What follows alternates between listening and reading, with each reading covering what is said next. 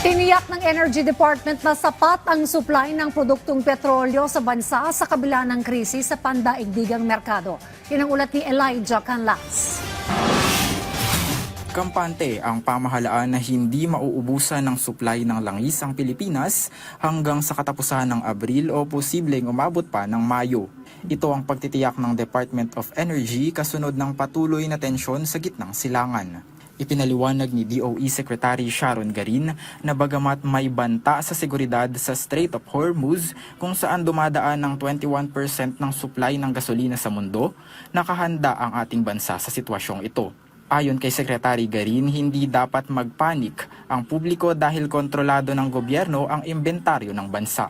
We have supplies, so there is no need to cause panic among our people. We are calling each oil company every day to monitor their supply. Gayunpaman, kinumpirma ng kagawaran ang malaking oil price surge na magsisimula bukas, Marso 17, kung saan maaaring tumaas ng 13 hanggang 17 pesos ang gasolina at 20 hanggang 24 pesos naman sa bawat litro ng diesel.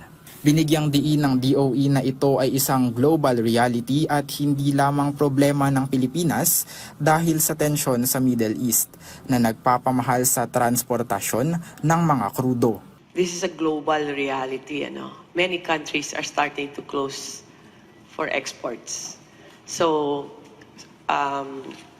DOE together with DFA are working hard to make sure that the current contracts of our oil companies are followed. Kasi meron na silang mga kontrata niyan sa ibang companies, sa ibang countries. Sa kabila ng pagtaas nito, tiniyak naman ni Director Patrick Aquino na halos 90% ng mga ahensya ang sumusunod sa direktiba at patuloy ang pakikipag-ugnayan sa iba't ibang kagawaran para sa diskwento sa mga PUB drivers at mga kaugnay na sektor. Patuloy rin ang pakikipag-ugnayan ng pamahalaan sa mga bansang pinagkukunan ng langis gaya ng South Korea, China, Thailand at Singapore para masiguro na may alternatibong mapagkukunan ng supply kung maghigpit man ang ibang bansa.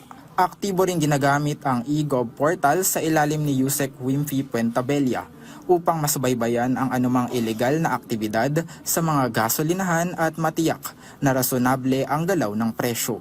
Rasunable ba yung pagtaas or yung pagbaba ng kanilang mga presyo?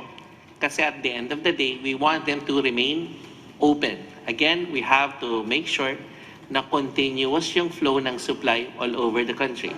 Nanawagan ng DOE sa publiko na magtipid ng 10 hanggang 20% sa pagkonsumo ng enerhiya sa pamamagitan ng carpooling, paggamit ng electric vehicles at pagset ng thermostat sa 24 degrees Celsius.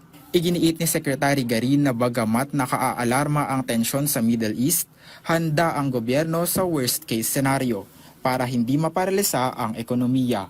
We do have supply.